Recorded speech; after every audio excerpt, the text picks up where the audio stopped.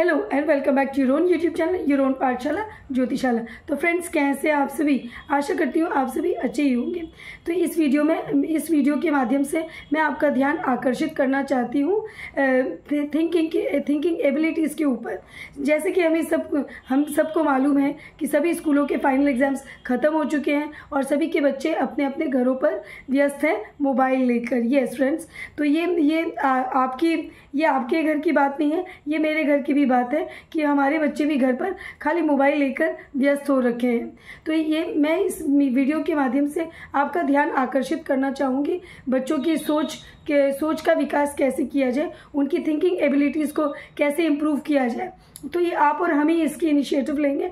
Definitely आजकल का जो एआई है, दैट इज़ आर्टिफिशियल इंटेलिजेंस, और जो बच्चों को हमने उनके हाथों में गैजेट्स दे रखे हैं, मोबाइल गैजेट्स, जिससे वो अपनी पढ़ाई इजीली पूरी कर लेते हैं। नॉट ओनली तो पढ़ाई के साथ साथ वे अदर प्लेटफॉर्म्स पर भी विजिट करते हैं और बहुत घंटों समय उन प्लेटफॉर्म्स पर व्यस्त बिताते हैं, जैसे कि गेम के ऐप हो या कुछ भी फिल्म देखने के हो, रील्स देखने के हो, अलग अलग सोशल मीडिया प्लेटफॉर्म्स बहुत सारे जिन पर वो अपना टाइम स्पेंड करते हैं। तो इससे क्या होता है कि उनकी जो सोचने की शक्ति है, जो उनकी थिंकिंग एबिलिटीज़ है, वो कहीं ना कहीं रिस्ट्रिक्ट हो गई है।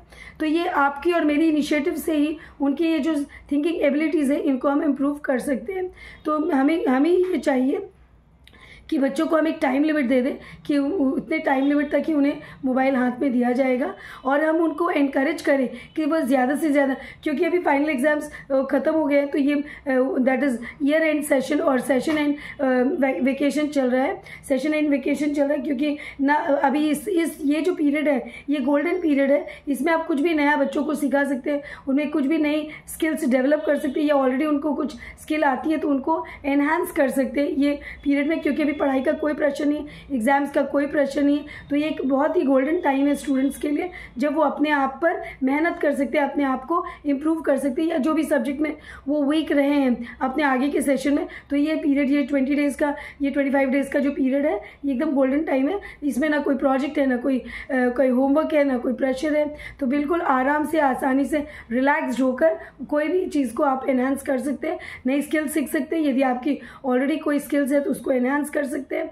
और पेरेंट्स होने के नाते या गार्जियन होने के नाते आपका ये फर्ज है, आपका ये कर्तव्य है कि अपने बच्चों को ज़्यादा से ज़्यादा रीडिंग में, बुक रीडिंग में, न्यूज़पेपर रीडिंग में, किसी भी तरह की रीडिंग में उनको डालें, ताकि वो reading, you know what happens, what is the improvement through reading. With reading you tell them to search out the meanings of the words which they are not understanding, not with the help of the AI gadget or the mobile gadget, but with the help of the dictionary that they have।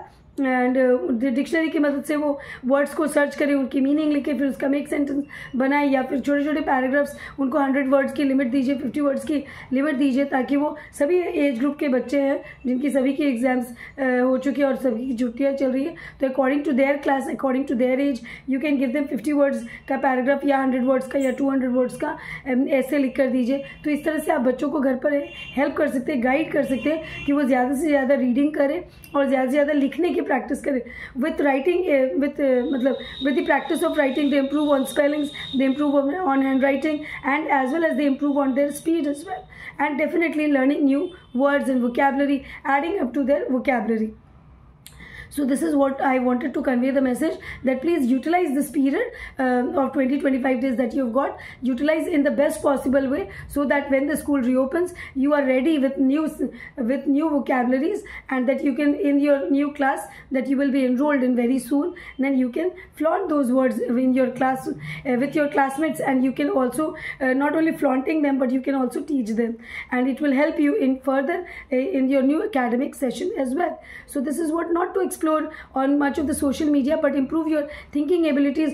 You know, when you write something and when you read something, your imaginative power, your thinking abilities, they boost up, they get a boost, and they, like, you start thinking in a more better way, in a more explored way, and you imagine such things which you have never explored in your life. And this is what is, the more you imagine, the more you think, the more pressure, the more like you stress on your brain to work for brain is like as you guide it, it will work on the same, it will channelize itself in the same direction. So if you channelize your brain in the right direction, then definitely you will also get fruitful results. So please try to improve your thinking abilities, your imaginative powers, so that you can write well, you can think well, and definitely in a positive direction.